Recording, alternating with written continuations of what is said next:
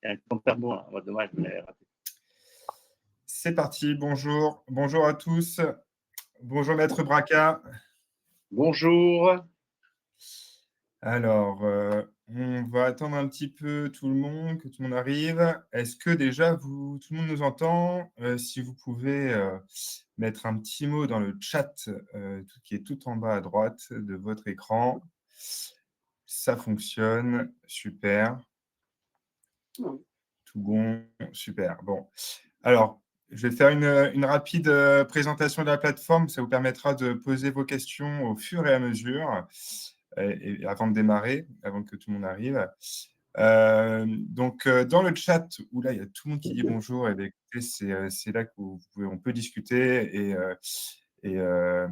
entre tous. Et si vous voulez poser des questions, du coup, à Maître Braca, durant la petite interview. Écoutez, il y a un autre onglet où il y a écrit questions et où vous pouvez poser vos questions directement à cet endroit-là. Ça permettra surtout d'éviter les mêmes questions redondantes. Et donc, si jamais il y a une question qui vous intéresse, qu'une personne a déjà posée, simplement, vous pouvez la mettre en avant et ça permettra de nous, du coup, de savoir c'est une question qui vous intéresse plus que les autres. Donc voilà. Alors, on est au jour maintenant 60. On va attendre encore une petite minute et puis on va démarrer. Alors, rapidement, moi, je me présente. Donc, si vous ne me connaissez pas, je m'occupe de la plateforme de vente aux enchères immobilières Vench, donc spécialisée dans la publication des ventes aux enchères judiciaires. Donc, on référence toutes les ventes en France et puis sur tout type de vente aux enchères, qui restent toujours dans le cadre des ventes aux enchères judiciaires.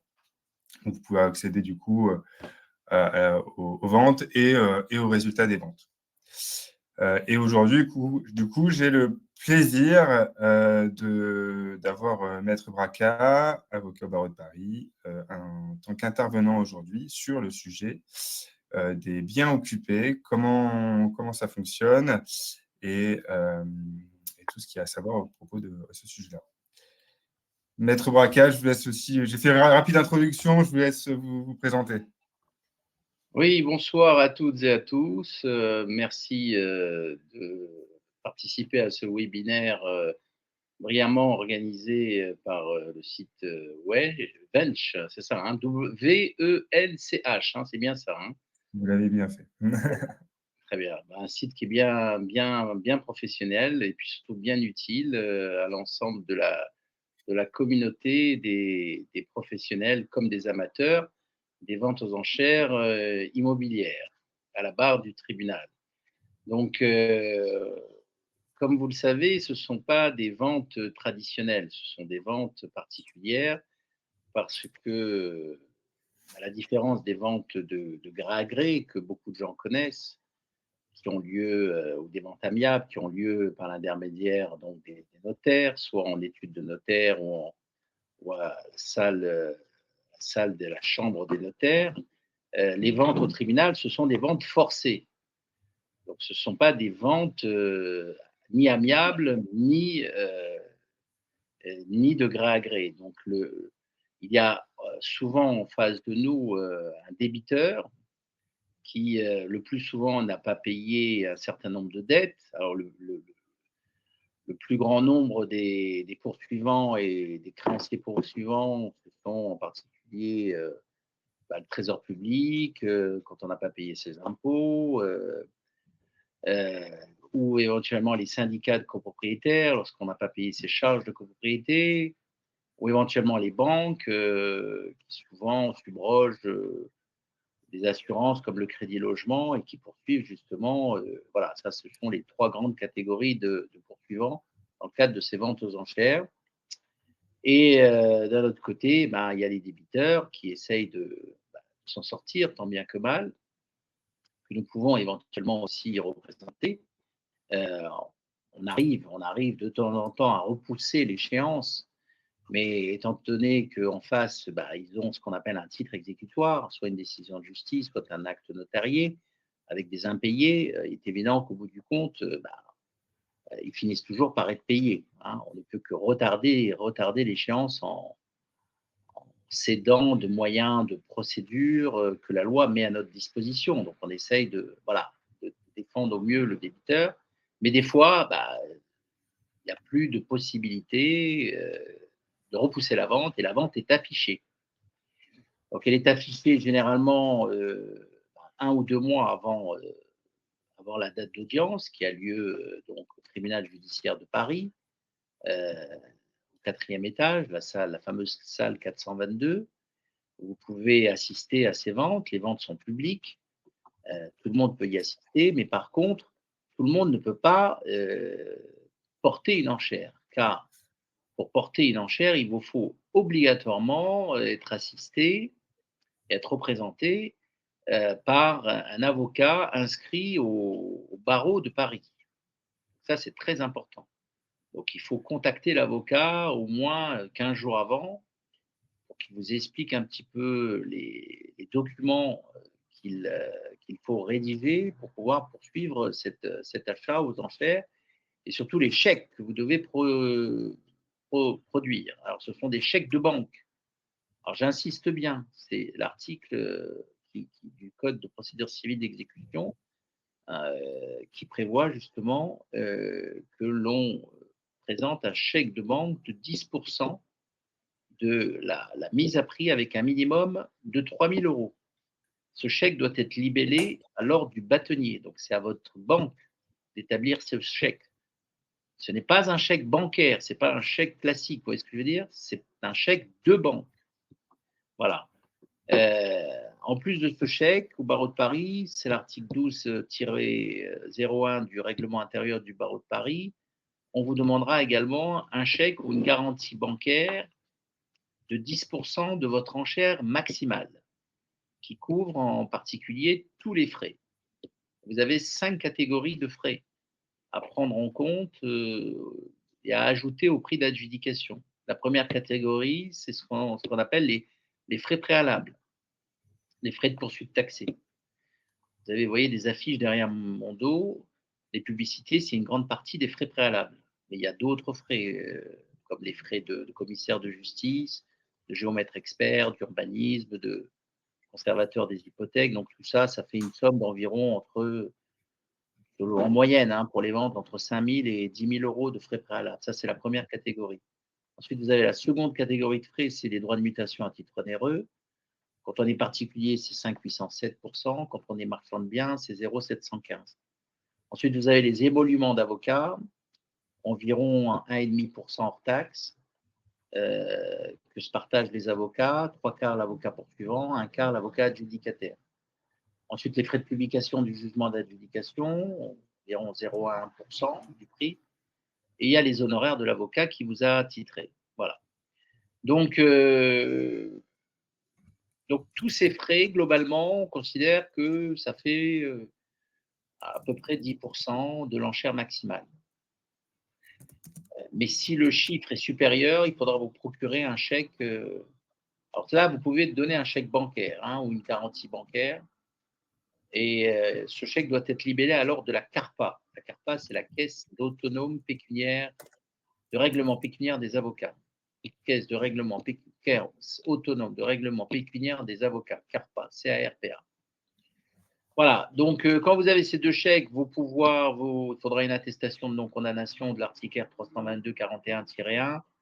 Il faudra un consentement éclairé et un document comme quoi vous êtes bien informé du cahier des conditions de vente, que vous avez bien vu le bien, que vous connaissez bien les tenants et les aboutissants des ventes aux enchères. Vous avez aussi une attestation d'origine des fonds à produire, donc 4 documents qu'on peut vous communiquer, hein, c'est facile à remplir. Quand vous êtes muni de ces 4 documents et de ces 2 chèques, dont un chèque de banque, hein, je vous le rappelle, 3 000 € minimum, 10% de la mise à prix, à l'ordre du bâtonnier séquestre, vous pouvez rentrer dans la salle, donner tout ça à votre avocat, il va aller s'inscrire et il va commencer à porter l'enchère.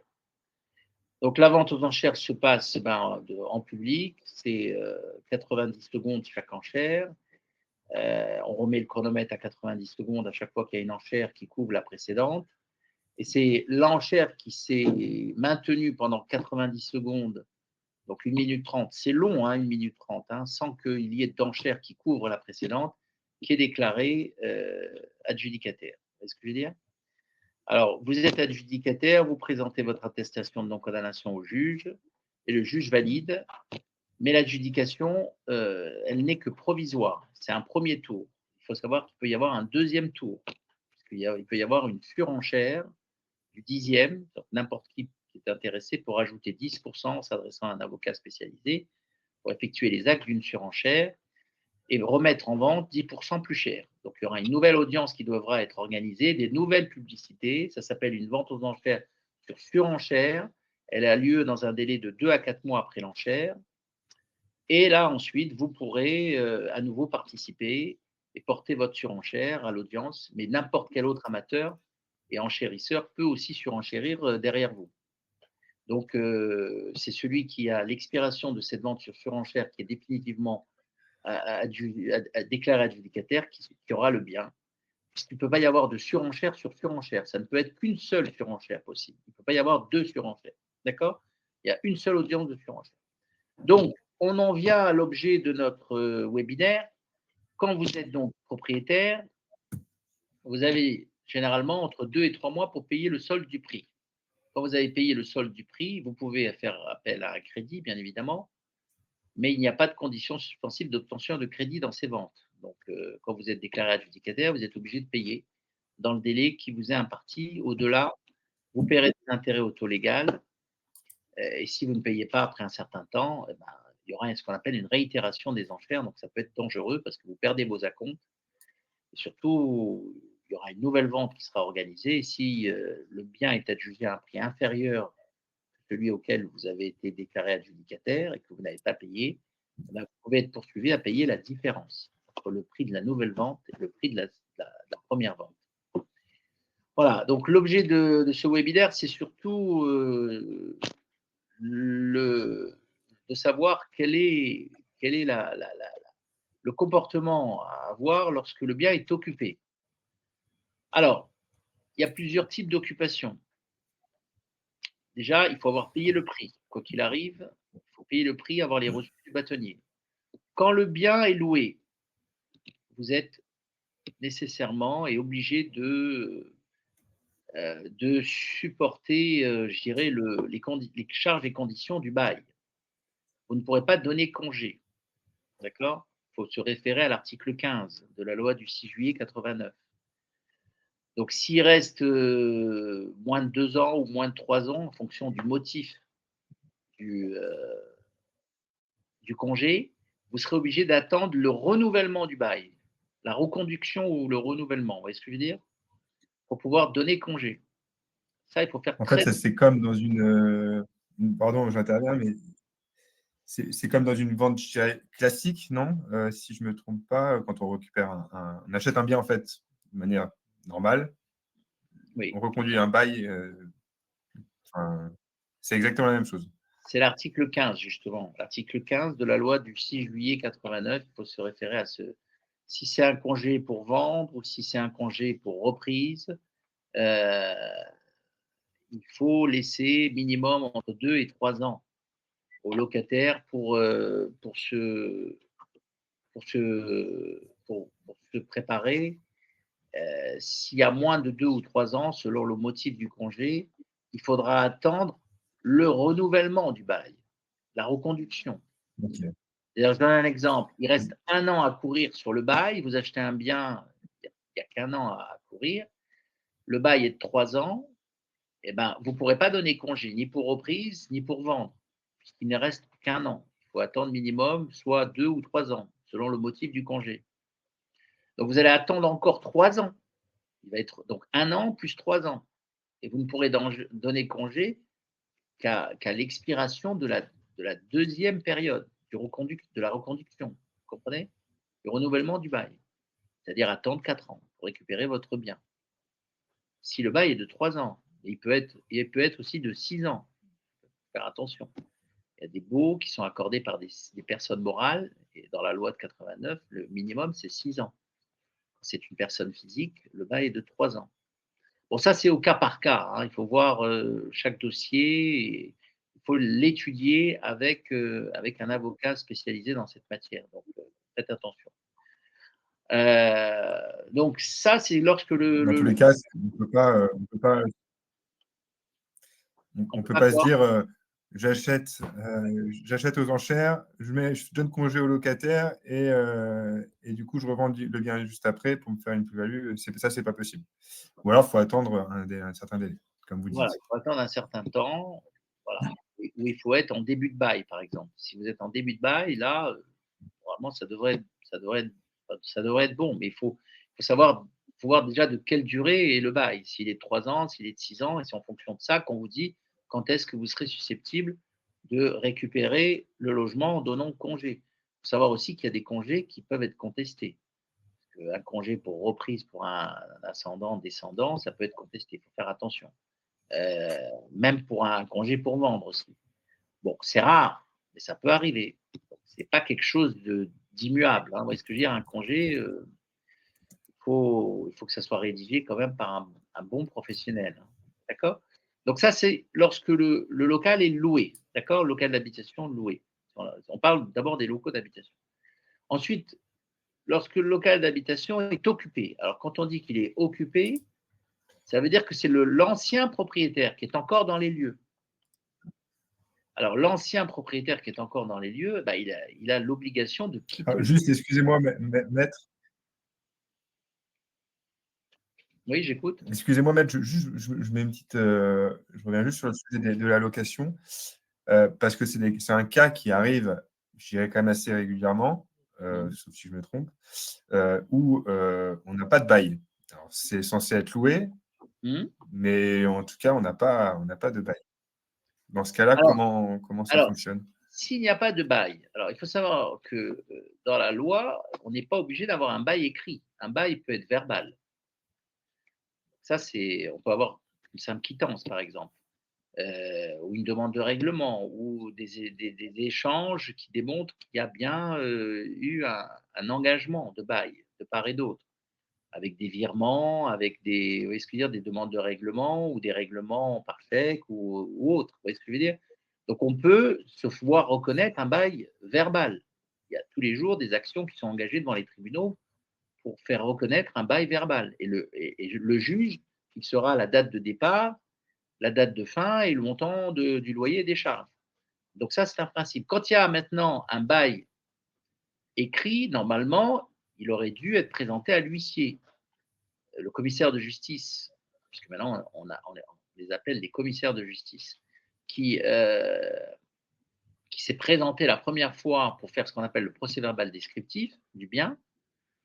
Si il a présenté le bail, bon, on peut contester son opposabilité par la suite, mais bon, la jurisprudence de la Cour de cassation a dernièrement été un petit peu modifiée.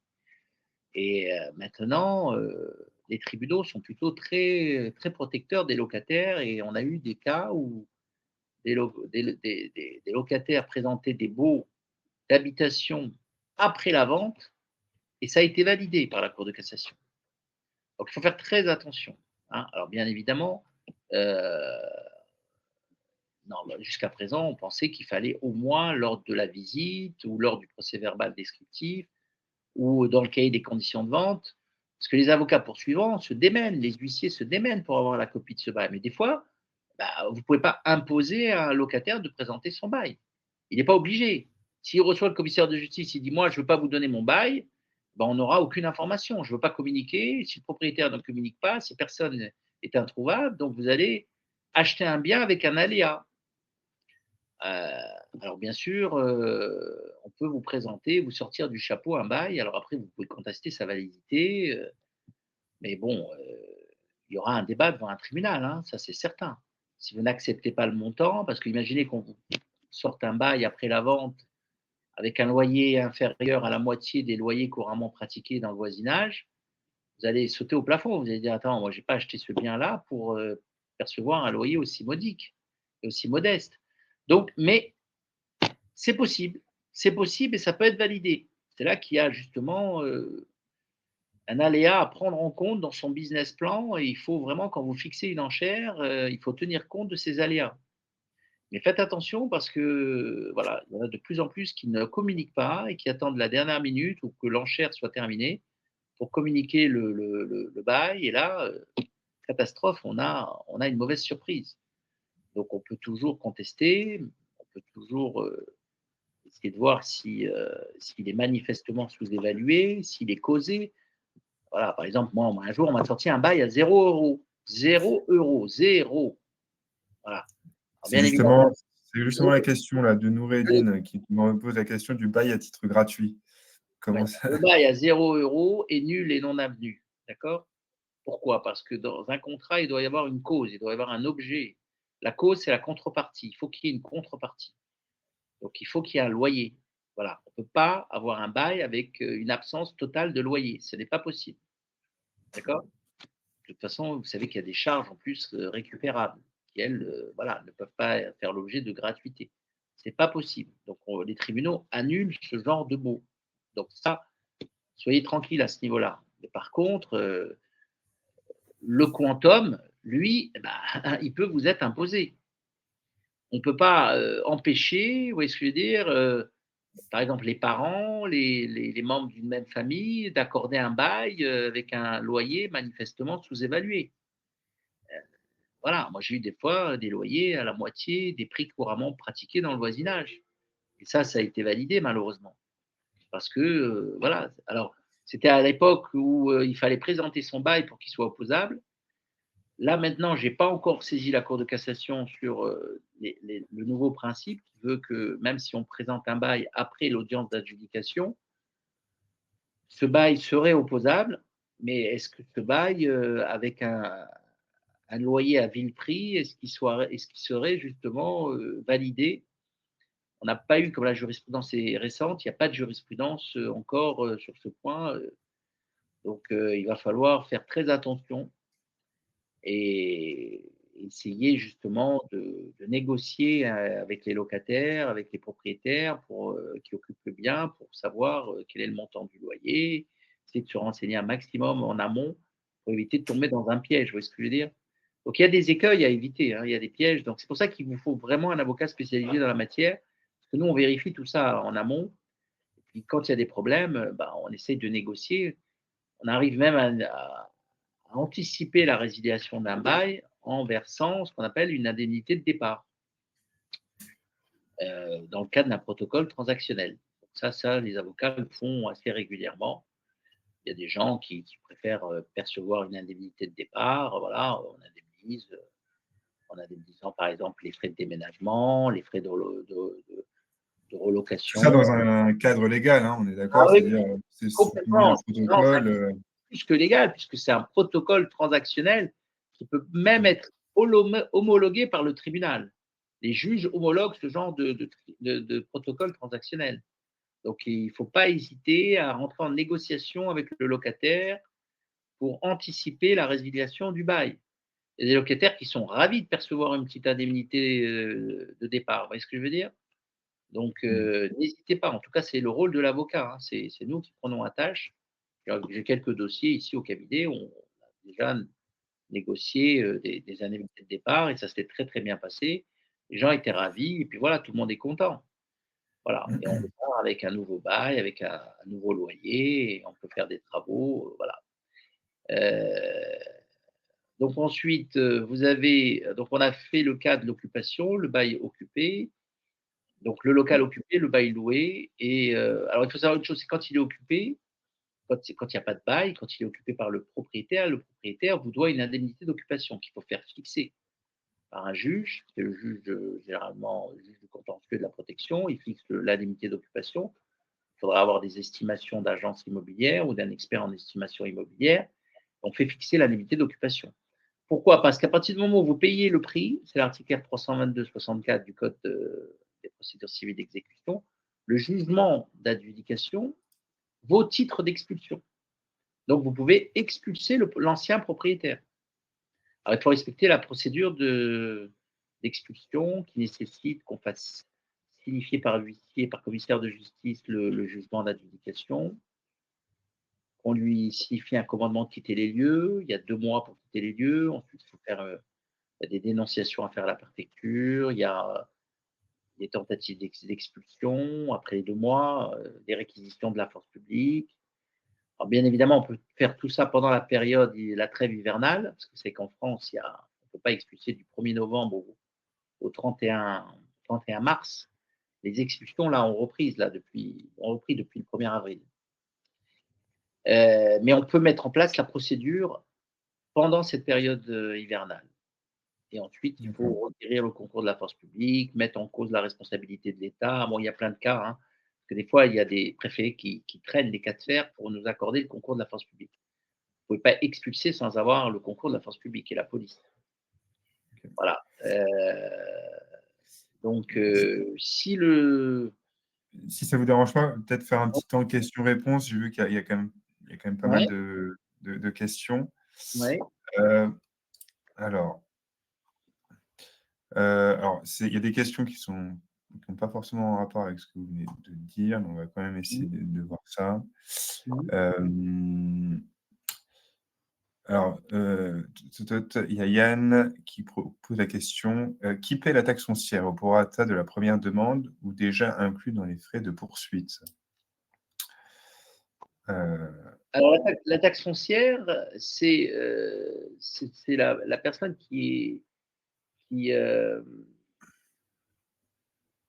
qui l'a payé donc à la date où elle a été appelée, et ensuite on peut vous demander de la payer au prorata temporis. Donc l'ancien propriétaire peut vous réclamer, s'il l'a payé, à partir du moment où vous êtes propriétaire, vous êtes redevable de la taxe foncière au prorata temporis.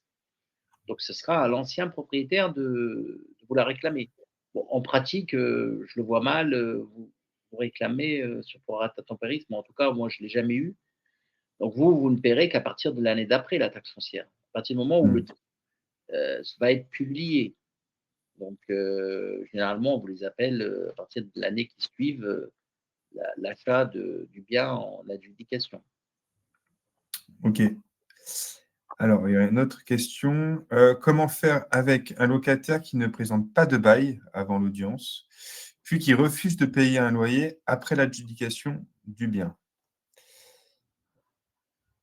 Alors dans ce cas de figure, bah, s'il n'y a pas de bail, eh ben, vous avez un article du code civil qui vous permet de demander, alors soit de considérer qu'il y a un bail verbal, et donc il y a la clause résolutoire est sous-entendue, elle est dans le code civil, donc, et vous pouvez faire délivrer un commandement et faire résilier le bail verbal si vous estimez qu'il y a. Si maintenant il n'y a pas de possibilité de devoir reconnaître un bail verbal, bah, il faut tout simplement payer le prix et poursuivre l'expulsion en signifiant le jugement d'adjudication, en signifiant un commandement de quitter les lieux. Alors, il va sûrement contester. Alors, s'il conteste le commandement, il ira devant le juge de l'exécution pour contester le commandement. Il dira: moi, je n'ai pas à quitter les lieux, j'ai un bail. Alors, il faut qu'il se fasse reconnaître. Donc, le juge d'exécution suspende la procédure d'expulsion. Il faut vraiment qu'il ait des arguments, vous voyez ce que je veux dire? Et ensuite, il Hmm. faudra qu'il aille devant un autre juge pour faire reconnaître euh, soit un bail verbal, soit un bail tout court. Vous voyez ce que je veux dire? Il a peut-être des fois perdu l'original de son bail. Ça peut arriver, ça, des fois. Vous savez, des gens ils ont des baux qui remontent à Mathusalem. Ils ont des quittances, mais ils n'ont pas de baux. Ils ne retrouvent pas la trace écrite de leur baux. Donc, moi, je conseillerais de poursuivre l'expulsion. Vous payez le prix, vous donnez les reçus bâtonniers à l'huissier, à votre avocat qui va piloter la procédure d'expulsion avec un commissaire de justice. Et il faut poursuivre l'expulsion. Voilà. Et dans le cadre de cette expulsion, il y aura peut-être des contestations. Et là, vous trancherez le problème de la validité ou non du bail, verbal ou écrit. Enfin, je dépend ce qu'il opposera comme argument, l'occupant des lieux. Ok, ben écoutez, merci. J'espère que Samir, ça vous aidera. Ensuite, on a une question de Eric. Alors là, c'est plus pour un beau professionnel. Si on a un bail 3-6-9, donc on a 6 mois avant la fin du bail pour donner congé au locataire. C'est une question.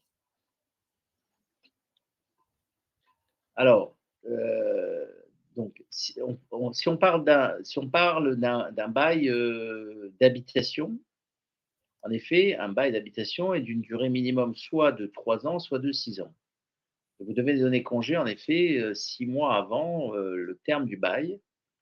Mais en matière de saisie immobilière, c'est comme je l'ai dit tout à l'heure, il faut se référer à l'article 15 de la loi du 6 juillet 89, qui prévoit, en fonction du motif du congé, qu'il reste minimum entre 2 et 3 ans. Donc, s'il ne reste pas ce délai, vous serez obligé d'attendre la reconduction. Donc, en fonction de la durée, ce sera 3 ou 6 ou 9 ans. Vous voyez ce que je veux dire? Voilà. Maintenant, si il parle de beaux commerciaux, parce qu'il y a des beaux commerciaux ou des beaux professionnels qui sont de 6 ans ou de 9 ans. Donc là, là on est dans un autre registre. Hein. Si c'est un local commercial, c'est pas du tout la même chose. Là, le cas que j'évoque, c'est en matière d'habitation. En matière commerciale, alors c'est différent. Là, c'est le décret de 53 qui a été codifié et tout. Là, il faut proposer, ça c'est des cas particuliers, soit de verser une indemnité d'occupation, soit de donner congé avec offre de renouvellement, mais ça c'est des cas très particuliers de baux commerciaux. Euh, pour les baux professionnels, c'est encore aussi particulier, il faut se référer au bail. Je pense qu'il vaut mieux s'en tenir dans un premier temps au baux d'habitation. Enfin, je pense que la question porte sur, comme il n'a pas précisé de quel. Il parlait des beaux 3-6-9, Mais donc c'est des baux j'imagine. commerciaux ou c'est des baux d'habitation? C'est aux professionnels. Donc, il faut qu'il précise la nature du bail. Vous voyez ce que je veux dire? Je suppose que c'est des baux d'habitation. Donc là, il faut se référer à l'article 15. Ou alors, si c'était des baux, voilà. Oui, baux d'habitation. Voilà, il vient de répondre. Donc, c'est bien ce que je disais. Donc, il ne peut pas donner congé 6 mois avant si le bail expire dans 6 mois hein, ou dans 10 mois. Il faudra qu'il attende le renouvellement. Et donc, il attende à nouveau 3 ou 6 ou 9 ans. Et là, il donnera congé en fonction du motif pour l'expiration de la nouvelle triennale ou à nouveau du bail de 6 ans ou de 9 ans. Il faut Ok. vraiment bien lire l'article 15 de la loi du 6 juillet 89. Vous voyez ce que je veux dire? 2 ans ou 3 ans en fonction du motif. Si c'est un congé pour vendre ou si c'est un congé pour reprise pour un ascendant ou un descendant. Vous voyez ce que je veux dire? Alors, le coût d'une expulsion, tiens, je ne vous l'ai pas dit. Alors, quand vous expulsez, ça peut valoir 100 euros une expulsion, comme ça peut valoir 5 000 euros. Tout dépend de l'opposition que vous allez rencontrer en face. Moi, j'ai eu des anciens propriétaires qui ont été vendus aux enchères, qui, avec une simple lettre d'avocat, une mise en demeure d'avocat, ont tapé à la porte de mon cabinet et sont venus me déposer les clés. On a signé un protocole transactionnel et c'était terminé. Ça a coûté 100 euros au locataire, au propriétaire. Mais il y en a d'autres, ça a duré 6-8 mois. Et il a fallu engager des commissaires de justice, faire fixer des indemnités d'occupation, faire des saisies conservatoires. Ils étaient très retors. Ils ont fait plusieurs contestations. Et surtout, il a fallu prévoir des déménageurs pour l'expulsion. Il y avait même des chiens, on avait prévu la brigade canine. Ça a été rocambolesque. On a prévu aussi une pièce en plus pour mettre tout le mobilier. Parce que le mobilier, il est déclaré abandonné après 2 mois, mais il y a des propriétaires qui ne veulent pas attendre 2 mois pour récupérer leurs clés. Donc, qu'est-ce qu'on fait? On déménage tout le mobilier, donc on embauche des déménageurs et on loue des pièces en plus, vous voyez ce que je veux dire, dans des showgars, vous savez, là, les entrepôts qui mettent à disposition une pièce en plus. Et là, ça a coûté 5 000 euros.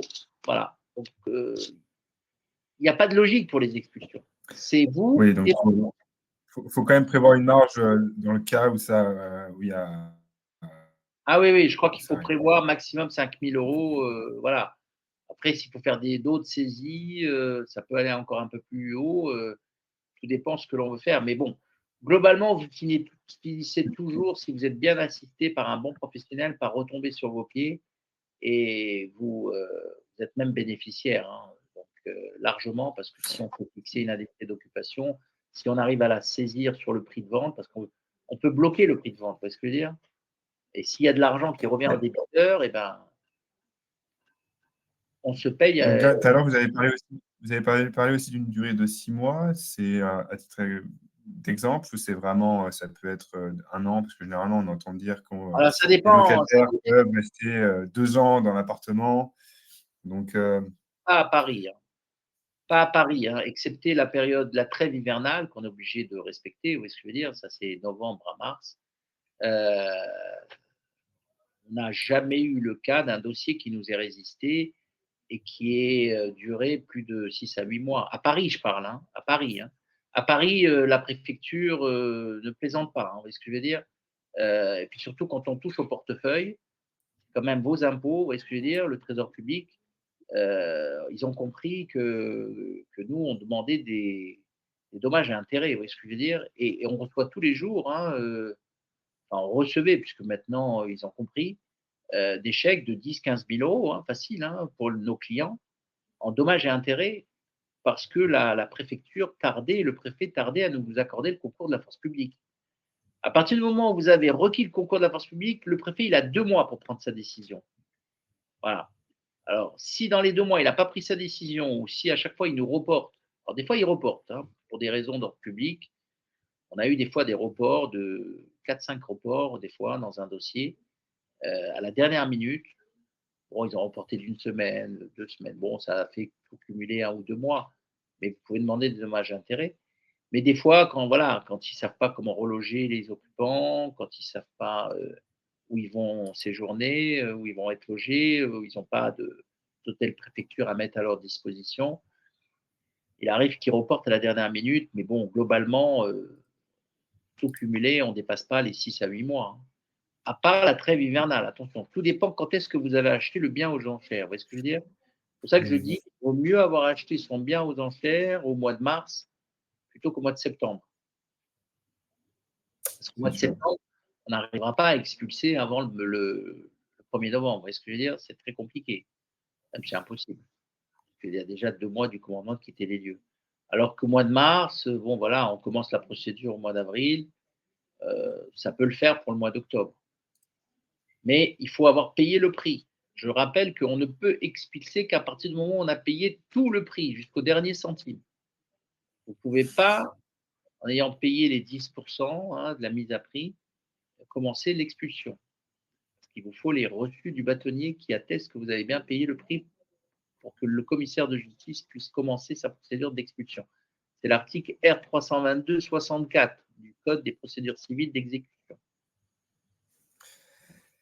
OK, très bien. Bon, bah, écoutez, Alors, donc en dernier tout cas point aussi, oui? vous parlez de dommages et intérêts. Si pendant cette période d'expulsion, le bien est fortement dégradé, vous pouvez demander au préfet de police à être indemnisé des frais de remise en état. Pourquoi? Parce qu'on a une photographie du bien au moment du PV descriptif. Il y a des photos que l'on trouve souvent sur les cahiers des conditions de vente, dans les cahiers des conditions de vente. Il y a aussi éventuellement une visite qui est ordonnée. Si entre ces 2 moments, le bien, alors qu'il était occupé, a été fortement dégradé et qu'on arrive à le prouver, on peut obtenir des dommages et intérêts, si le concours de la force publique tarde à nous être octroyé. Il faut le D'accord, savoir. c'est intéressant. C'est Ah oui, intéressant. Je ne le savais pas. Je le savais pas. ah oui, oui, oui, ah oui, c'est pas sans conséquence, hein, le fait pour le préfet de police de ne pas vous accorder dans les délais légaux le concours de la force publique. Du Ça coup, peut ça se base par rapport au procès-verbal, j'imagine, du coup, vous avez dit, ouais être et normal heu, descriptif. Moi, j'en ai eu un jour. Il y avait des belles cheminées, il y avait des beaux trumeaux. Excusez, il y avait un beau parquet et tout ça avait été constaté par l'huissier, par le commissaire de justice dans le PV descriptif Et parce qu'il était mécontent qu'on lui ait vendu son bien aux enchères, parce que c'était pas moi j'étais l'acheteur, j'étais côté adjudicataire, c'était le poursuivant, et ben il a tout cassé. Il a tout cassé et on a démontré que, bah, c'est parce que justement le préfet a tardé à l'expulser, que la détérioration de l'appartement remontait à une période où on était susceptible d'avoir le concours de la force publique et dont on devait expulser la personne. Et donc le préfet a indemnisé à hauteur de 15 000 € quand même, hein. Ah oui, quand même, Mais c'est pas bon, rien. c'était des belles cheminées, de gros trumeaux et un beau parquet. Bah oui. On a fait chiffrer les travaux de remise en état. Alors, c'est pas un mythe, hein. Les préfets, justement parce que maintenant on obtient des condamnations contre eux et qu'ils payent, hein, il y a un service contentieux à la préfecture de police qui s'occupe d'indemniser les demandes des avocats, hein, et des justiciables qui n'ont pas le concours de la force publique dans les délais. Bah, c'est pas un mythe, hein. Maintenant, les préfets de police, eh ben, ils expulsent, hein. Même des familles, même avec des enfants, parce que c'est fait de façon très humaine. Attention, hein. Il y a un service social spécialisé, il y a des assistantes sociales, ils sont prioritaires pour les logements sociaux. Les dossiers passent du bas de la pile en haut de la pile, vous voyez ce que je veux dire, dès qu'ils sont sous le coup d'un commandement de quitter les lieux. Donc, c'est pas parce qu'il y a des familles avec des enfants, elles sont très bien relogées, on les prend en charge, on leur propose des relogements. Non, c'est fait de façon très humaine, hein. On a la chance en France. C'est pour ça qu'il y a cette période hivernale. Cette trêve hivernale, elle permet justement de gérer au mieux le relogement de la personne. Donc, ils sont convoqués au commissariat, on les écoute. Il y a une commission à la préfecture, il y a des assistantes sociales qui les prennent en main. Donc, c'est fait de façon très humaine, hein, il ne faut pas s'inquiéter, hein. Oui, parce Et que ils je sont. sais que beaucoup d'acheteurs ne veulent pas, par exemple, acheter Ouais, le bien est occupé. D'une, parce que ouais. éthiquement, je dirais, ils ont un peu de mal. Et puis après, il y a la peur forcément aussi de ne pas pouvoir récupérer le bien rapidement. Alors, d'abord, il faut savoir qu'une personne qui est vendue aux enchères, elle va percevoir quand même une belle somme, puisque le bien a été vendu. Il peut y avoir même de surprises aux enchères. Des fois, ça peut se vendre à un prix de marché. On a même vu un bien vendu supérieur au prix de marché. Ces sommes-là vont permettre à ces personnes de se reloger. Donc, ce n'est pas des personnes qui sont complètement démunies. Il y a quand même une partie de la somme qui leur revient, et souvent plusieurs centaines de milliers d'euros. Donc, la plupart des Français n'ont pas plusieurs centaines de milliers d'euros sur leur compte. Donc, elles ont largement les moyens de se reloger avec cet argent. Vous voyez ce que je veux dire? Et en plus de ça, elles sont prioritaires pour les logements sociaux. Donc, on leur propose des logements sociaux. Il y a une assistante sociale qui les prenne en charge. Il y a des aides, il y a des relogements dans les premiers mois dans des hôtels spécialisés. Vous voyez ce que je veux dire? Le temps qu'ils s'organisent, qu'ils touchent ce qui leur revient et qu'ils relouent un appartement ou qu'ils achètent un autre bien. Il y a toujours des solutions. En tout cas, moi, en 32 ans, je n'ai jamais eu aucun problème. Il y a même des débiteurs qui, des fois, nous remercient de les aider. Parce que nous, on peut aussi les aider, hein. On n'est pas. Voilà, on gère des fois les intérêts des deux parties, avec l'accord, bien évidemment, de notre client, pour essayer justement que tout le monde soit content et retombe sur ses pieds. Vous voyez ce que je veux dire? Voilà, donc il faut pas avoir de problème de conscience. Vous voyez ce que je veux dire? Il y a même des ventes aux enchères qui ont permis de sauver la vie à des gens qui étaient atteints de syndrome de Diogène, et quand on les a retrouvés dans le cadre d'une expulsion, ils étaient en état de déshydratation avancée. Il a fallu faire intervenir le SAMU et les pompiers. Leur famille ne s'occupait plus d'eux. Personne ne les visitait. Il n'y a que les huissiers, les policiers, les avocats qui venaient pour essayer de récupérer le bien qui avait été acheté aux enchères. On a sauvé la vie de 2-3 personnes comme ça, qui ensuite ont été placées dans des endroits médicalisés, et voilà, parce qu'ils avaient un problème psychologique. Souvent, les gens, quand ils en arrivent là, bah, souvent, il faut les aider, hein. C'est une façon de les aider. Et les expulsions peuvent justement bien se terminer pour les débiteurs. Enfin, dans ces cas-là, hein. Alors, des fois, ça peut mal se terminer aussi. C'est vrai que des fois, une personne qui accepte mal, ça peut dégénérer. C'est pour ça qu'il y a toujours la force publique. Mais bon, il faut bien que, voilà, force à la loi quelque part, hein. Il faut que la loi s'applique. Il faut aussi que les créanciers soient protégés ou sinon les banques, plus personne ne prêtera d'argent, et voilà, c'est un système, hein, il faut accepter le principe. Voilà, comme c'est fait de façon très humaine, avant d'en arriver à une saisie immobilière, il peut s'écouler 2 ou 3 ans, hein. Je veux dire, on ne vend pas un bien comme ça du jour au lendemain, hein. Les personnes sont prévenues, 2 ou 3 ans. Des fois, moi, j'ai eu des procédures qui dataient depuis 5 à 10 ans, hein. Donc voilà, il y en a qui font des recours sur recours. Quand on arrive à l'affichage et à la vente, c'est que, voilà, ils se sont bien préparés. On a été très conciliants, hein, avec eux, hein. Voilà, à un moment, il faut que la société puisse avancer et que les débiteurs comme les créanciers soient, respectés au niveau de leurs intérêts respectifs. Donc là, on a bifurqué du coup aussi de location sur les propriétaires occupants. Euh, Alors là, je vois une question là de monsieur Jean-Marc Bénard. Pour délivrer le commandement de quitter les lieux, oui, il faut absolument le jugement revêtu de la formule exécutoire. Oui, tout à fait. Et il faut l'original du jugement avec les reçus justement du bâtonnier comme quoi vous avez bien payé le prix. Donc, vous ne pouvez pas procéder à une procédure d'expulsion sans avoir payé le prix et avoir eu le jugement d'application. Donc, c'est à votre avocat de payer les frais, de payer les droits de mutation à titre onéreux, pour que. Et puis surtout, faut faire le plus tôt grue auprès du greffier, des juges d'exécution en saisie immobilière, qu'elle vous délivre rapidement le titre de propriété, que vous puissiez le publier. Mais bon, les jugements, généralement, nous à Paris, on les a au bout de 15 jours, 3 semaines, hein. Donc ça, c'est assez rapide à Paris, hein. Dans le cas d'un local inoccupé, quand pouvons-nous récupérer les clés? Ah bah, quand c'est inoccupé, inoccupé. Alors, inoccupé, ça veut dire qu'il y a des meubles, hein, attention, hein. S'il y a des meubles, il faut régler le sort des meubles. Donc, normalement, on doit procéder par une expulsion. Donc, il faut payer le prix, il faut, procéder, oui, il faut faire une procédure d'expulsion en bonne et due forme. Et ensuite, le commissaire de justice va régler le sort des meubles, va faire l'inventaire et si l'ancien propriétaire a 2 mois pour les récupérer. S'il n'a pas récupéré les meubles dans les 2 mois, eh ben, il les déclare abandonnés. Et donc là, vous pouvez en effet appeler les encombrants ou les garder, ou enfin, vous faites ce que vous voulez. De toute façon, ils sont déclarés abandonnés. Donc, vous du pouvez coup, c'est qu'après 2 mois qu'on peut après intégrer procéder à d'expulsion, tout à fait. Ouais.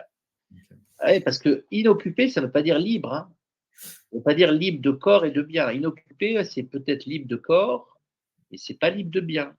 Il peut y avoir du mobilier. Et faites attention parce que vous êtes responsable, hein.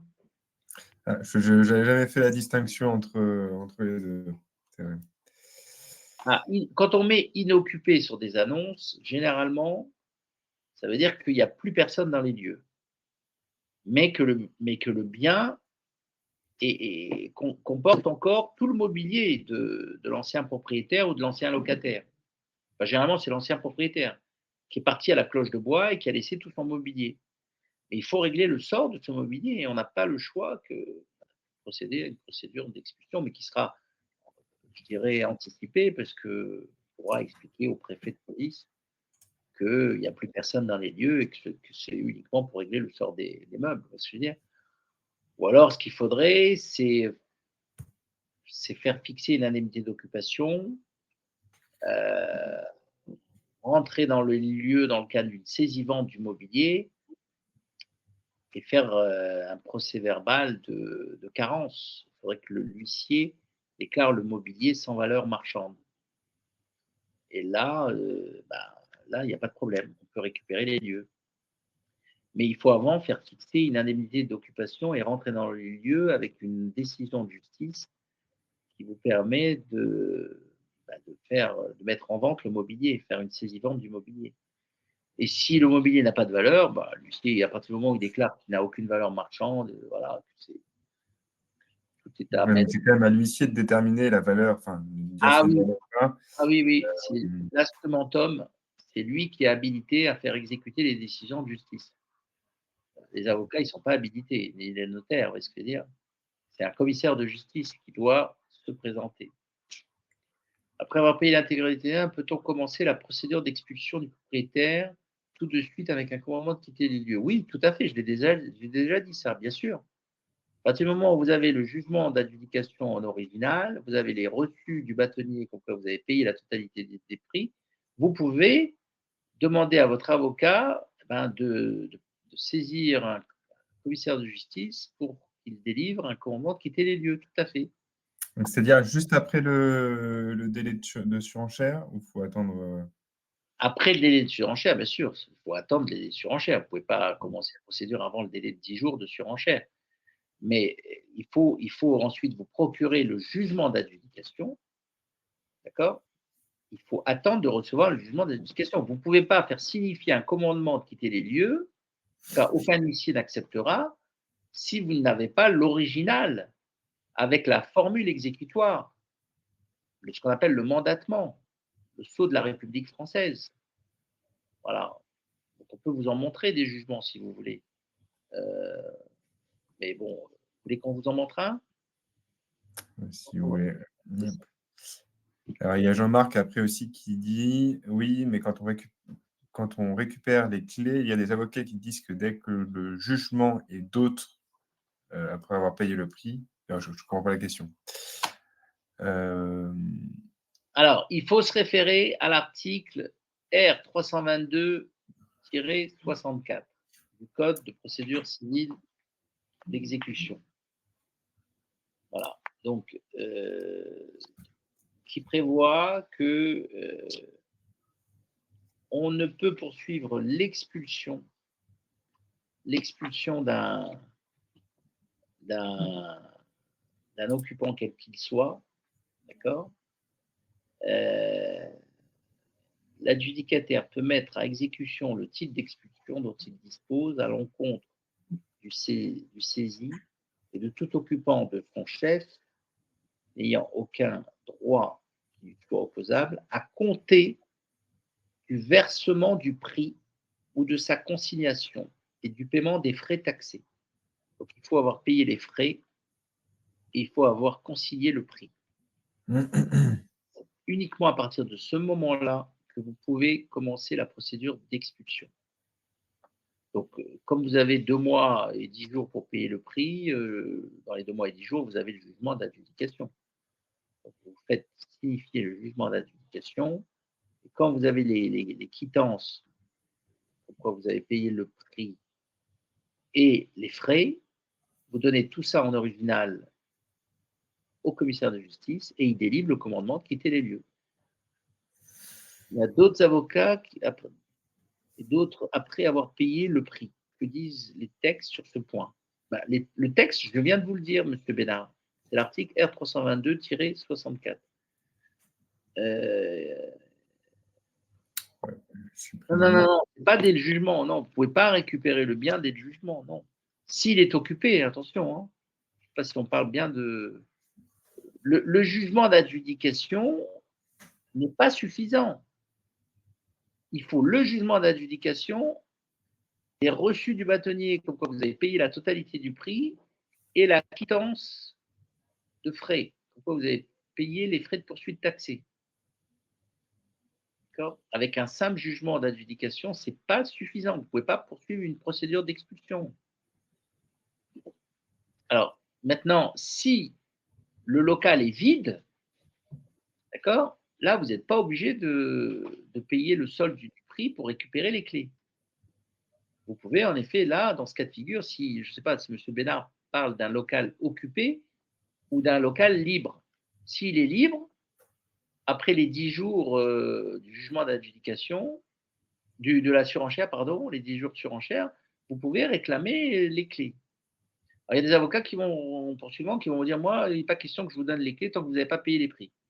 Il y en a d'autres, quand, voilà, quand on a vérifié votre solvabilité, qu'on sait que voilà, que vous êtes quelqu'un de solvable et tout, peut arriver, et c'est les textes, hein, le texte prévoit que vous n'êtes pas obligé de payer le prix pour récupérer les clés d'un local libre. Vous comprenez? Par contre, vous êtes obligé de payer le prix pour poursuivre l'expulsion d'un local occupé. Ok, bah, écoutez, je pense que c'est clair. Ah d'accord, il vient de répondre là, monsieur Bénard. Il a dit: «Oui, c'est cela, libre, quand c'est libre». Ah voilà, donc ça, c'est à la discrétion de l'avocat poursuivant. Si votre avocat, je dirais, se porte fort, et je veux dire, si vous avez consigné les 10 de la mise à prix, les 10 de l'enchère maximale, qui et vous avez couvert tous les frais, chez votre avocat, il y a pas de raison que, si c'est un local libre, on ne vous donne pas les clés après les 10 jours de surenchère. Moi, je les ai encore obtenus dans un dossier, mais parce que j'avais toutes les garanties comme quoi mon client était solvable et qu'il paierait dans les 2 mois. Vous voyez ce que je veux Ouais. dire? En Chose fait, qui est les clés, on peut les récupérer assez rapidement au final, si juste le après local est les 10 libre, jours. oui, tout à fait. Si le local est libre, à partir du moment où vous avez quand même montré patte blanche et vous avez justifié de votre solvabilité, que votre avocat, peut en attester vis-à-vis de l'avocat poursuivant, l'avocat du poursuivant va remettre à votre avocat les clés, Hmm. et là, votre avocat va vous les remettre. Vous comprenez? Mais il y a des avocats qui, eux, pas question d'avoir les clés. Alors, c'est vrai que ça peut être considéré comme un abus de droit, hein, mais après, voilà, il faut engager la responsabilité de l'avocat. Normalement, il n'a pas le droit de vous interdire de, de, de, de, de d'avoir les clés si vous avez payé les frais, les 10%, et que le délai de surenchère est expiré, hein. À partir du moment où c'est libre, voilà, vous êtes en mesure de récupérer les clés de l'appartement. Je crois qu'on a Est-il un effet immédiat? Y a-t-il un délai entre le commandement et l'intervention de la force publique? Oui, bien sûr. Le commandement de quitter les lieux, il laisse 2 mois à l'occupant, quel qu'il soit, que ce soit l'ancien propriétaire, que ce soit un occupant sans droit ni titre. Il a 2 mois pour quitter les lieux, hors période hivernale, attention, hors trêve hivernale. Si les 2 mois tombent pendant la trêve hivernale, eh ben, c'est reporté, le délai pour quitter les lieux, après l'expiration de la période hivernale. Donc oui, il y a bien un délai. Vous ne pouvez pas comme ça faire intervenir la force publique. Et après le délai de 2 mois du commandement de quitter les lieux, le commissaire de justice va faire ce qu'on appelle une tentative d'expulsion. Il fera un procès-verbal de tentative d'expulsion. Généralement, elle est toujours infructueuse. C'est à partir de ce moment-là qu'il peut requérir le concours de la force publique. C'est à chaque fois des actes, hein. Ça coûte à chaque fois, hein, plusieurs centaines d'euros. Et il requiert le concours de la force publique. Et là, le préfet a encore 2 mois pour accorder le concours de la force publique. Mais si le délai de 2 mois tombe pendant la trêve hivernale, là aussi, bah, le délai de 2 mois pour le préfet est reporté à l'expiration de la trêve hivernale, c'est-à-dire au 1er avril. Il y a une astuce pour obtenir rapidement le jugement d'adjudication signé par le greffier. Par exemple, en se déplaçant au tribunal et en demandant à notre avocat de l'avoir rapidement. Oui, oui, c'est important. Il y a des avocats qui sont plus diligents que d'autres. Il y a des avocats qui sont plus habitués que d'autres, qui ont des rapports, oui, tout à fait, qui savent comment obtenir plus rapidement un jugement. De toute façon, plus vite vous payez les frais, plus vite vous avez le jugement d'adjudication. Il faut aussi que l'avocat soit disponible. Que faire si cela met plus de 2 à 3 semaines? Ah, bah, il faut faire le piquet de grue, hein, auprès du greffier, du juge de l'exécution, hein. Et ça, C'est c'est là à votre aussi que c'est important d'avoir un avocat ah bah, c'est un avocat, il faut un avocat habitué, qui est qui connaît les spécialisé bureaux, et qui voilà. qui connaît, voilà, qui connaît un peu les greffiers, qui a des relations de bonne intelligence, et surtout voilà, qui les voit régulièrement aux audiences. On peut parler des dossiers, voilà. Il y a des cas aussi de particuliers, d'urgence. Normalement, bon, c'est à Paris, je crois que c'est, ouais, généralement, c'est celui qui dépose le premier sa quittance de frais qui est prioritaire pour avoir le titre de propriété. Mais là, les jugements, alors le problème des jugements, il faut que aussi les magistrats soit disponible pour les relire et les signer. Vous voyez ce que je veux dire? Parce que sinon, il y a souvent des coquilles, et après on doit déposer des requêtes en rectification d'erreurs matérielles, ça peut prendre encore plus de temps. Durant la procédure, avant que l'expulsion ne soit effective, d'accord, les charges de copropriété et taxes foncières sont à la charge de l'adjudicataire. Ah oui, bien évidemment. Vous, vous êtes redevable des charges à partir du premier jour où vous êtes propriétaire, c'est-à-dire à partir du jugement d'adjudication. Le jugement d'adjudication, pas les 10 jours de surenchère, hein. Le jugement d'adjudication fixe la date à partir du moment où vous êtes redevable des charges de copropriété et de la taxe foncière. Enfin, ce sera au prorata la première année. Oui, au final, quelle marge de trésorerie faut-il y avoir lorsqu'on acquiert un bien? Quelle marge de trésorerie? Je dirais, il faut avoir au moins 10 à 15 en plus pour les frais de publication, là, ce que je vous ai indiqué comme frais, les droits de mutation à titre onéreux, les émoluments, les frais de publication du jugement d'adjudication, les frais préalables, oui, c'est environ 10 à 15 du prix, mais ce n'est pas toujours le cas, hein. Après, il faut, avec votre avocat, il va vous remettre un tableau avec le montant exact. Ça dépend. Mais bon, voilà, 10 à 15 quand même, hein. Avec aussi, derrière, il y a une exécution. En comptant aussi, du coup, les délais potentiels qu'il peut y avoir. Ah oui.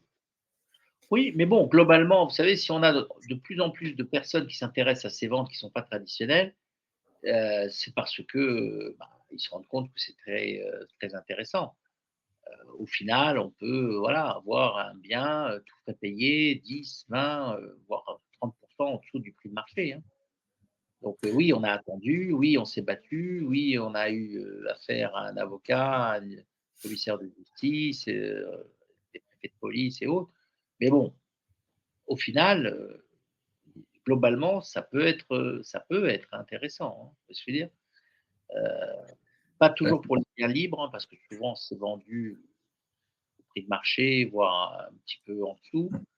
Mais pour les biens occupés, ça peut être très, très intéressant, oui. C'est vrai qu'il peut y avoir de belles marges, hein. Vous savez, quand on fait 10, 20, voire 30 d'économie, vu les prix de l'immobilier aujourd'hui, c'est toujours plus intéressant que d'acheter en agence ou à la chambre des notaires.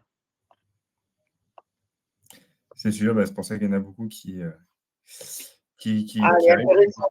Ouais, on est intéressante cette question. Peut-on négocier un achat en direct auprès du propriétaire avant l'adjudicataire? Quel est le délai nécessaire?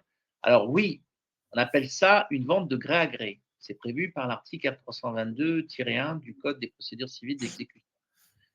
Mais pour arriver à une vente de gré à gré, alors qu'une saisie immobilière a été initiée, il faut l'accord de tous les créanciers inscrits. Donc quand il y en a un ou deux, ça va, mais quand il y en a 10, il faut trouver les interlocuteurs, vous voyez ce que je veux dire?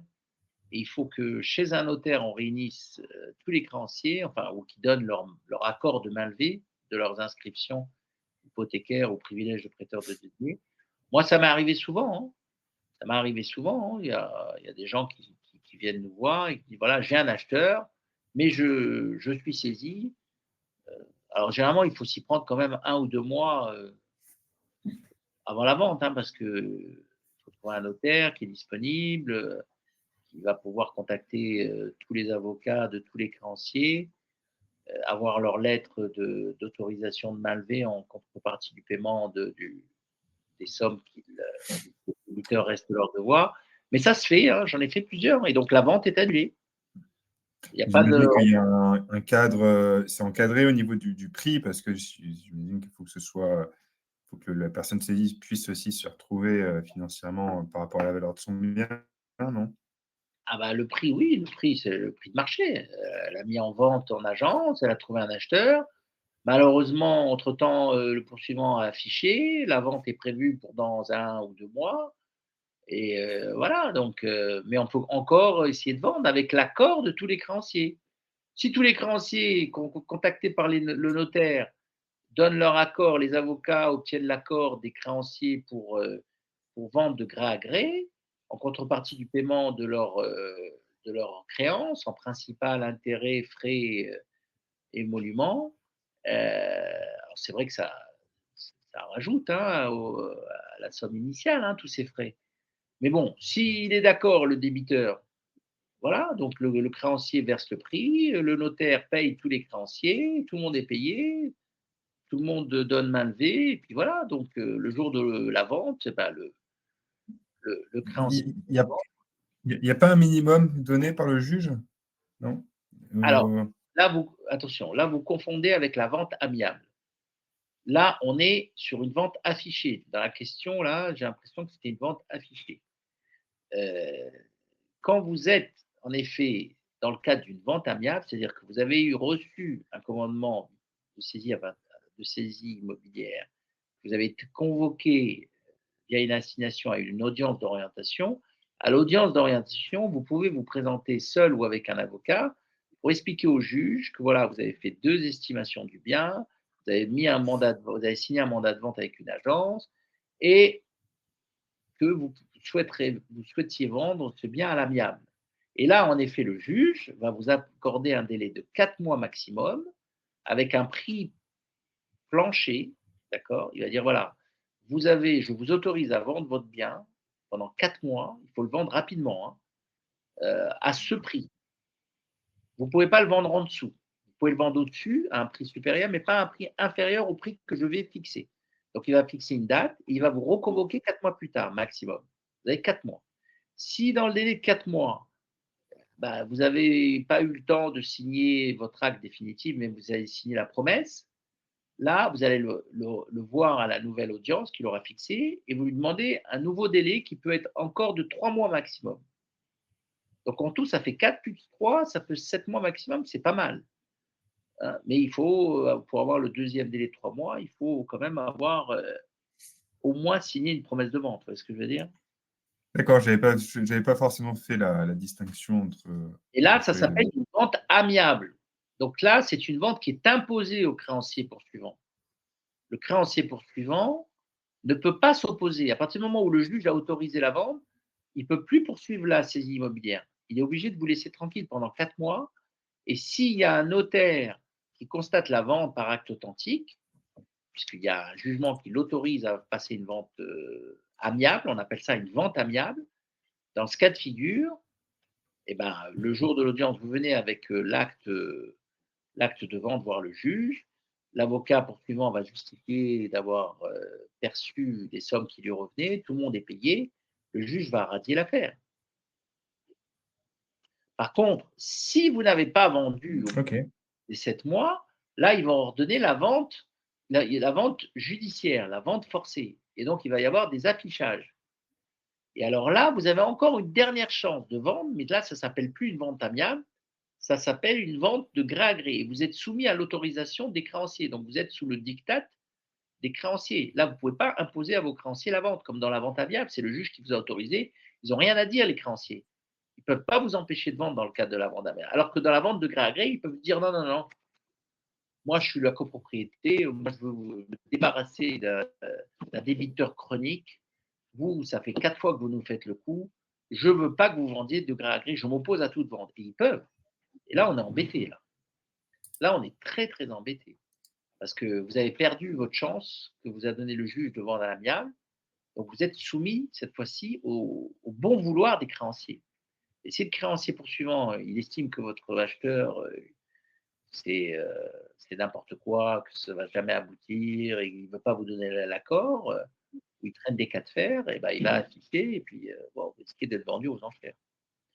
Il vaut mieux vendre dans le cadre d'une vente amiable, où là, vous imposez au créancier, je dirais, votre bonne volonté avec l'accord du juge. Vous voyez ce que je veux dire? Voilà. OK. Achat en direct auprès du propriétaire. Ah oui, ça c'était la question, ouais, on vient de répondre. Lorsqu'un bien ne peut pas être jugé au tribunal, peut-on faire une offre après? Oui, on peut faire une offre après. Et le bien repasse aux enchères plus tard, ou le bien repasse. Alors, quand un bien n'est pas adjugé au tribunal, il y a ce qu'on appelle une carence d'enchères. Vous pouvez vous rapprocher de l'avocat poursuivant ou de l'avocat du débiteur. Et s'ils veulent vendre de gré à gré, vous pouvez faire une proposition, oui, tout à fait. Et ce qui arrive pas si rarement que ça, hein. Nous, on a fait un peu de statistiques là-dessus et beaucoup plus en province plus qu'à Paris, mais Ouais, ça arrive quand même assez régulièrement.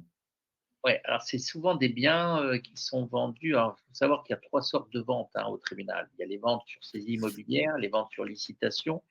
La licitation, c'est la vente aux enchères d'un bien indivis qui appartient à une communauté de personnes, par exemple un couple qui divorce, des associés, qui ne s'entendent plus, qui sont en indivision, ou voire une succession qui tourne mal. Vous voyez ce que je veux dire? Ça se appelle une licitation, c'est une vente aux enchères d'un bien indivis. Et il y a les ventes sur liquidation judiciaire. Les carences d'enchères, on les a souvent sur ces 2 dernières ventes. Sur les ventes sur licitation, parce que les mises à prix sont souvent très élevées, ou sur les ventes, sur liquidation judiciaire, parce que les estimations faites par les experts ne sont pas tout à fait, cohérentes. Donc là, bah, ils sont obligés, soit pour les liquidations, de revenir devant l'avocat redépose une requête devant le juge commissaire pour obtenir une nouvelle ordonnance avec une baisse de mise à prix, qu'il arrive qu'il n'y ait pas de baisse de mise à prix qui soit prévue à la barre. C'est pour ça qu'il y a des liquidateurs, des fois, voilà, ils n'arrivent pas à vendre parce qu'ils n'ont pas prévu des baisses de mise à prix. Les licitations, c'est la même chose, il faut retourner devant le juge qui a ordonné la licitation pour lui demander de baisser la mise à prix, parce que la mise à prix a été fixée de façon trop haute. Donc, il faut tout recommencer à zéro. Donc, ça augmente les frais et ça rallonge les délais. Donc, c'est bien, en effet, dans ces deux cas-là, de prendre contact avec les avocats qui vendent et peut-être leur faire une proposition d'achat de gré à gré. Donc ça peut, ou à l'amiable, vous voyez ce que je veux dire? Voilà, parce que sur ces immobilières, c'est rare qu'il y ait des carences d'enchères, hein, sur ces immobilières, parce que les mises à prix sont souvent faibles. Généralement, elles sont fixées à 30% de la valeur du bien. Même les magistrats sont plutôt pour les fixer à 30% de la valeur du bien pour attirer un maximum d'amateurs, de chalands, vous voyez ce que je veux dire, d'enchérisseurs. Alors que sur les licitations et les liquidations judiciaires, les mises à prix sont souvent assez élevées. Mmh. Ça, c'est pas l'avocat qui fixe la mise à prix. Vous voyez ce que je veux dire? C'est un juge qui fixe la mise à prix. En matière de liquidation, c'est le juge commissaire, et en matière de licitation, c'est le juge chargé des opérations de liquidation et partage, enfin, qui a ordonné la licitation. Vous voyez ce que je veux dire? C'est un juge du fond. C'est pas le juge de l'exécution, c'est un autre juge. Vous voyez ce que je veux dire? C'est un juge civil, généralement. Très bien. Du coup, on a parlé un peu des locataires, des propriétaires. Alors, le cas suivant, là, il y a une question. Peut-il enchérir et devenir l'adjudicateur du bien? Ben oui, bien évidemment. Le créancier poursuivant, oui. La seule interdiction, c'est au débiteur saisi. Lui, il ne peut pas être adjudicataire de son propre bien, ni lui-même, ni par personne interposée. Mais le créancier poursuivant, oui, bien sûr. Des fois, il y a des banques qui achètent pour elles-mêmes, hein. Ils ont des sociétés de marchands de biens, les banques, hein. Elles ont le droit de porter des enchères sur les biens qu'elles mettent en vente aux enchères, bien sûr. Elles rachètent des fois leurs propres biens. Elles font des compensations. C'est autorisé par la loi. Il n'y a pas d'interdiction. Des retours d'expérience sur les enchères judiciaires à Marseille, notamment concernant la réactivité des instances jusqu'à l'acquisition définitive du bien en cas de résistance de la part de l'occupant. Oui, bah, j'ai un très bon confrère, hein, qui s'occupe de mes dossiers sur Marseille. Donc, je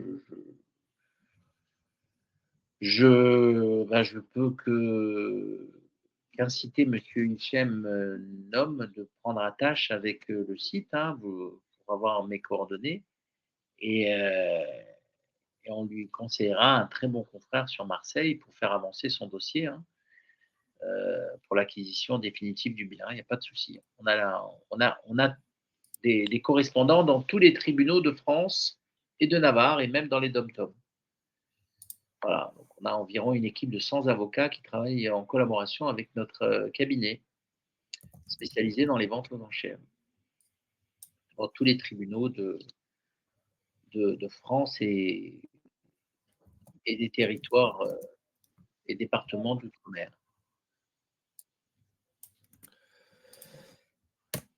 Ok, alors on va essayer de couvrir un peu. On a vu la location, les propriétaires occupants.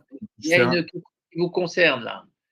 Si on voit une annonce sur Vench, voilà, et qu'on Ah, se rend à la visite d'accord du lieu, c'est par ce biais qu'on est mis en contact est-ce qu'on peut oser proposer une vente à l'amiable ou de gré à gré? Est-ce assez courant finalement? Sinon, comment s'y prendre s'il n'y a pas de publicité?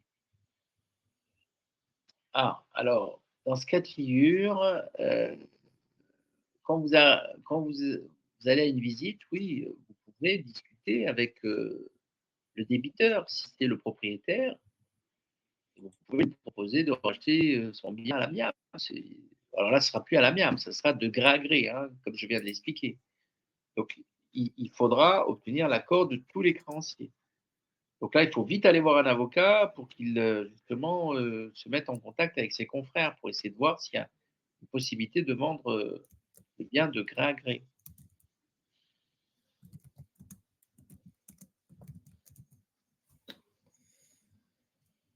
Ok. Du coup, ma question. On a parlé des locataires, des propriétaires et rapidement, ça fait quasiment 1h15 qu'on est en ligne. Les squatteurs, c'est à peu près le même cas que les locataires ou que les propriétaires, où il y a un delta. Non, alors les squatteurs, vous savez que maintenant la loi, favorise, hein, la l'expulsion des squatteurs. C'est beaucoup plus rapide. C'est plus comme avant, vous voyez ce que je veux dire? Avant, il y avait même qui bénéficiaient de la période hivernale. Maintenant, ils n'ont absolument aucun droit. C'est extrêmement rapide. Donc, il faut tout de suite prendre un attache avec un avocat, qui va prendre un attache avec un commissaire de justice, il faut faire tout ce qu'il faut auprès du commissariat de police, et auprès du préfet de police et on arrive à obtenir des expulsions, dans un délai très, très court, même pendant la période hivernale. Donc il n'y a pas à s'inquiéter quand c'est des vrais squatteurs. Mais attention, la définition d'un squatteur, heu, c'est contrairement à un occupant ou à un occupant sans droit ni titre ou qui lui est dans les lieux, je dirais, il est peut-être sans titre, mais il n'est pas rentré dans les lieux par voie de fait. Il n'a pas cassé la serrure ou la fenêtre pour entrer. Un squatteur, c'est une personne qui s'introduit dans un local d'habitation ou autre par voie de fait. Une voie de fait, c'est, bah, il faut démontrer que cette personne a cassé la porte, cassé les serrures, a cassé la fenêtre pour s'introduire dans l'appartement. Vous voyez ce que je veux dire? Parce qu'il arrive qu'il y ait des squatteurs de bonne foi, qui ont été, malheureusement mis dans les lieux par des marchands de sommeil, qui se sont dit propriétaires, ils leur ont signé des faux baux, vous voyez ce que je veux dire? On en a eu ça. Donc, il faut distinguer entre le squatteur, le vrai squatteur de mauvaise foi et le squatteur de, je dirais, entre guillemets, «de bonne foi», qui lui, bah, il est dans les lieux malgré lui. Donc, il faut faire attention. Il faut bien distinguer, hein, à Donc quel les délais squat. sont quand même beaucoup plus rapides par rapport à une Ah personne. oui, oui, oui, oui, oui, c'est quasiment c'est très, très rapide. C'est il y a une célérité maintenant, c'est et heureusement, heureusement, force à la loi, comme on dit. Il était temps, il était temps. C'est bien que ça avance dans le bon sens parce que parfois on a l'impression qu'on recule. Mais... Non, non, non, il y a pas de problème. Donc, oui, qu'est-ce que je voulais vous dire? Donc là, j'avais lu, il y a des personnes qui veulent s'intéresser aux ventes, aux enchères ou aux ventes, amiables ou de gré à gré avant la publicité, avant l'affichage. Alors ça aussi, il faut nous contacter parce que nous, au cabinet, on a une bourse immobilière. Moi, je suis un des premiers avocats à m'être, en 2009, déclaré mandataire en transaction immobilière. C'est-à-dire que, je ne sais pas si vous le savez, depuis 2009, l'ordre, le bâtonnier de l'ordre du barreau de Paris a autorisé les avocats, sous condition de se déclarer et d'avoir une assurance particulière, euh, et d'avoir la qualité de mandataire en transaction immobilière. On n'est pas agent immobilier, hein. On est soumis à la loi Hoguet, la loi Hoguet, d'accord, sur les agents immobiliers, mais on n'est pas agent immobilier parce qu'on n'a pas le droit de faire des publicités, on n'a pas de vitrine. C'est une activité accessoire à l'activité principale, mais on peut avoir des mandats de vente. Alors, on peut même aller jusqu'à la signature de l'avant-contrat, de la promesse. Il faut, de toute façon, c'est nous qui rédigeons dans ce cas de figure les avant-contrats. les promesses de vente, mais pas l'acte authentique, parce que ça, c'est le monopole du notaire, hein, la vente définitive. Donc, on a des mandats de vente, on a dans le cadre de la loi Hoguet, on a un registre, justement, qui demande d'avoir, voilà, la loi de 72, comme vous le savez, voilà le registre des mandats, comme les agents immobiliers. Donc, vous pouvez en effet prendre contact avec le cabinet. On a des biens en vente gré à gré, des biens vente amiable. Vous voyez ce que je veux dire? Donc, voilà, si vous voulez vous intéresser à ces biens qui sont hors marché, hors agence, vous avez en effet, ce sont nos clients qui vendent à d'autres clients. Vous voyez ce que je veux dire? Ça, on a ce genre de. Alors, est-ce bien le cas à Paris d'obtenir 20 à 30 de marge, comme vous le signifiez, ou est-ce que ça se rapproche tout de même, au final, du marché avec, en plus, une prise de risque due aux enchères? Bah, écoutez, la marge, en fait, de 20 à 30 elle peut s'obtenir rarement sur des biens libres, hein. C'est sur les biens libres, vous allez avoir 5 à 10. Mais sur les biens occupés, oui, vous pouvez obtenir une marge de 20 à 30.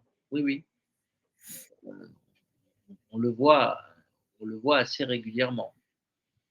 Puis bon, faut savoir une chose, c'est que bon, la tendance est plutôt haussière là, hein. Paris est quand même encore l'une des capitales européennes les moins chères. Heu, les taux vont sûrement baisser, donc ça va redynamiser le marché. Donc il est fort probable que dans les mois, sauf s'il y a une guerre atomique bien évidemment, hein, ou les années à venir, Paris, continue à progresser. Moi je j'ai je suis dans les enchères depuis 1997, ça fait quand même près de 30 ans, et c'est vrai que le marché parisien a fait qu'augmenter depuis 1997 de à peu près 500 € du mètre carré par an. C'est-à-dire, par exemple, dans le 16e arrondissement, là où j'ai mon cabinet, on a acheté aux enchères en 97 à 1 500, 2 000 € le mètre carré. Aujourd'hui, ça vaut 12 000 à 13 000 €. Donc ça a été multiplié, par 6 ou 7, hein, en 20, 28 ans. Heu, les francs sont devenus des euros. Vous voyez ce que je veux dire? C'est vrai que c'est souvent un peu la comparaison qu'on prend maintenant. Ce qu'on On parlait achetait en 97, 1 000 000 de francs, c'est-à-dire 150 000 €, et ben, aujourd'hui, ça vaut 1 000 000 d'euros, 28 ans plus tard. Donc vous avez quand même, et je pense que ça va continuer à monter, hein. Donc je pense qu'il faut il y a continuer. pas de plafond, hein. Personne dit qu'il y a un plafond, hein, au Non, ben, on final. l'a vu à Londres. À Londres, on est passé, avant le Brexit, ça valait 25 30 000 €, il y avait pas de limite. Il a fallu le Brexit pour qu'ils reviennent un petit peu à la raison, les Britanniques. Hein, ça a beaucoup baissé, mais on était vraiment, Londres, c'était 2 à 3 fois plus cher que Paris, hein. Mmh. Peut-il y avoir une baisse de prix s'il y a un dépôt d'enchérisseur? Oui, mais il faut que ça soit prévu dans le cahier des conditions de vente. Il peut y avoir plusieurs baisses de mise à prix. Généralement, c'est un quart, après un tiers. Et ça peut être aussi la moitié, mais c'est rare. Oui, en effet, on remet après les 90 secondes, s'il y a pas d'enchère, après la minute 30, on remet en vente sur baisse de mise à prix, donc on enlève 25 sur la mise à prix. S'il y a toujours personne, après la première baisse de mise à prix, on remet à nouveau une deuxième fois, voire une troisième fois, tout dépend ce qui est noté dans le cahier des conditions de vente, sur une baisse de mise à prix d'un tiers. Alors moi, je vais répondre à Philippe Gardette. Peut-on trouver sur Bench les avocats mandataires en immobilier? Alors, on ne retrouvera pas les avocats mandataires, on retrouvera les avocats qui participent aux ventes aux enchères. Vous aurez un annuaire tout en bas du site où vous avez des avocats qui pourront vous représenter, en tout cas pour les ventes. Et j'espère que j'ai répondu à votre question. Très bien, mais écoutez, je pense qu'on a fait un petit peu le tour. Je ne sais pas si Maître Braca, vous vouliez répondre peut-être à une dernière question ou en fait, on a fait le Non, tour. moi, pour conclure, ce que je dirais, c'est qu'il faut s'adresser à des avocats habitués aux ventes aux enchères, qui vont consulter le cahier des conditions de vente avec vous, qui vont vous expliquer les conditions d'occupation, les risques liés justement à l'occupation, comment on va traiter le dossier.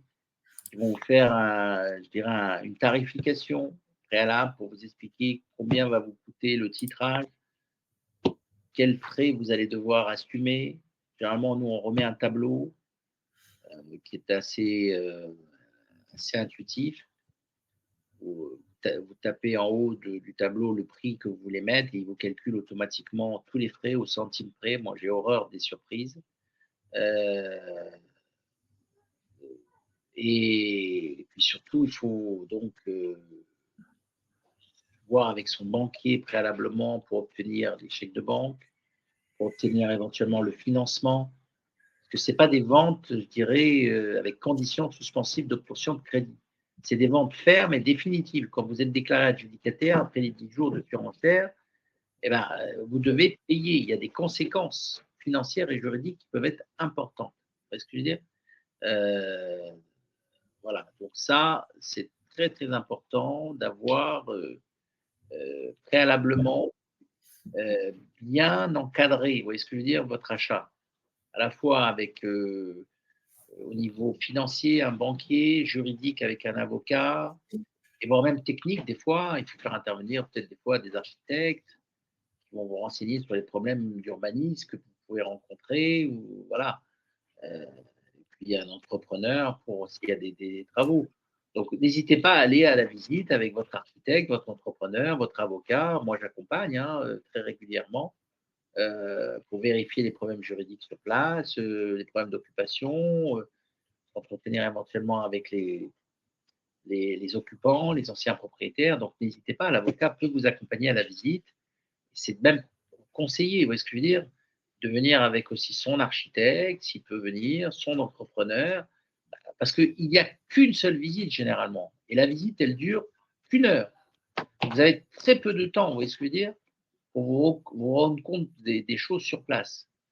Sauf pour les très beaux biens de prestige, là, il peut y avoir plusieurs jours de visite et plusieurs heures. Mais quand c'est des petits biens, c'est à peu près 95% des ventes. Il n'y a qu'une heure de visite et une seule visite. Donc, il ne faut pas louper la visite. Soyez à l'avance, faites la queue parce qu'il peut y avoir du monde.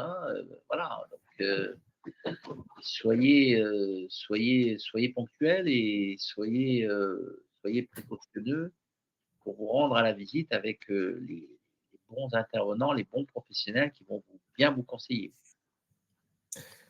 Dans tous les cas, il faut être accompagné. Ça, c'est que ce soit sur le plan financement, travaux, et forcément, et même obligatoirement au tribunal par un avocat. Ah oui, parce que seuls les avocats peuvent porter les enchères. Le ministère d'avocat est obligatoire. Il y a un avocat inscrit au barreau du tribunal où vous avez l'intention de porter l'enchère. Très bien. Bon, bah, écoutez, on a 2 autres sujets proposés par Jean-Marc pour la prochaine fois. Vente à rémunérer, faculté d'achat et possibilité de contrecarrer une surenchère. Alors, ça, on verra. On verra. Ça Oui, peut être avec plaisir. intéressant de voir les sujets. Oui. Comme vous le voyez derrière, moi, je suis un des spécialistes de la surenchère. J'en fais assez souvent. Donc, oui, en effet, c'est 2 bons sujets qu'on pourra aborder la prochaine fois avec plaisir. Mais écoutez, je vous mets le lien de Maître Braca. Si vous voulez le contacter pour pour enchérir. Vous êtes du coup sur le tribunal de Paris. Je vais vous rajouter le lien. Je le cherche.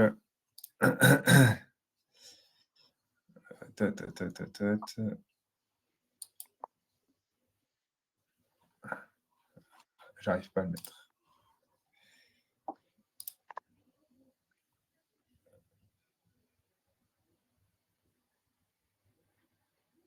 Hop.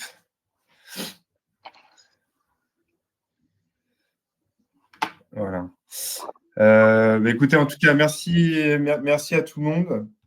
Merci à vous. Merci, Maître Braca. Merci à vous. Si vous souhaitez en savoir plus sur les ventes aux enchères, allez sur notre site, vous avez aussi plein d'informations. Maître Braca aussi, je crois que vous avez quelques articles qui traitent du sujet. Et puis, si vous recherchez des ventes aux enchères, vous avez forcément notre site qui référence la quasi-totalité des ventes en France.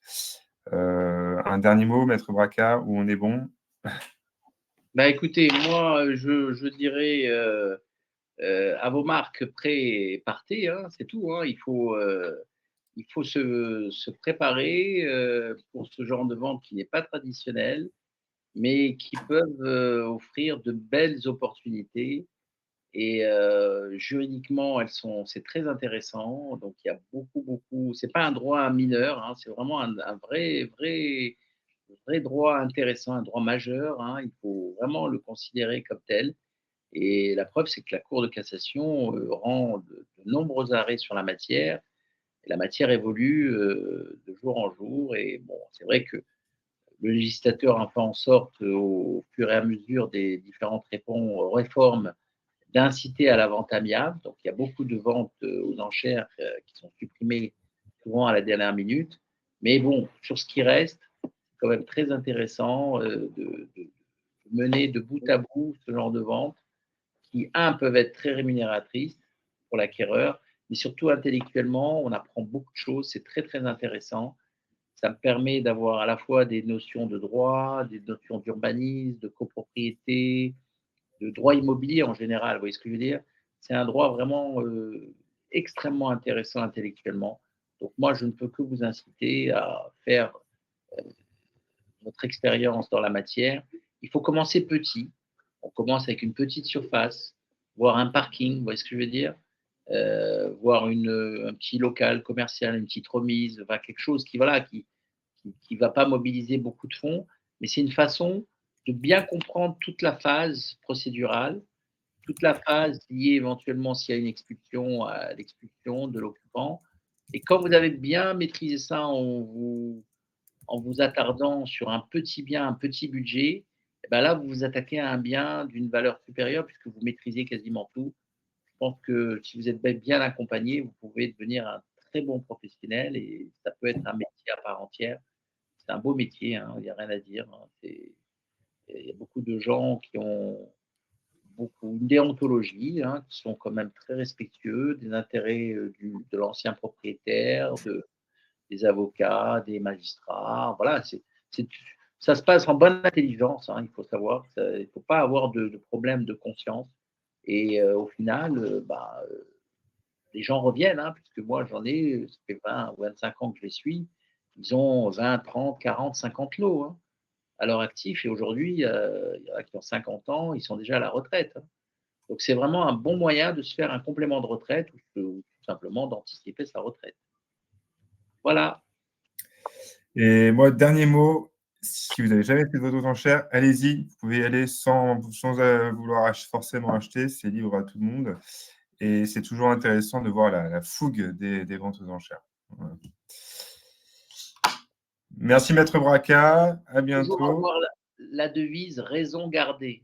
D'accord. Et nous, les avocats, nous sommes là pour justement calmer les ardeurs de certains amateurs ou de certains enchérisseurs. C'est une obligation que nous avons et c'est notre responsabilité civile professionnelle. Donc, c'est pour ça que nous faisons des estimations, on a des bases de données, des algorithmes, vous voyez ce que je veux dire? Et on ne va pas acheter n'importe quoi à n'importe quel prix. On est là aussi pour vous conseiller sur ce point. D'accord? Voilà, donc ne vous inquiétez pas, on est une sorte de modérateur.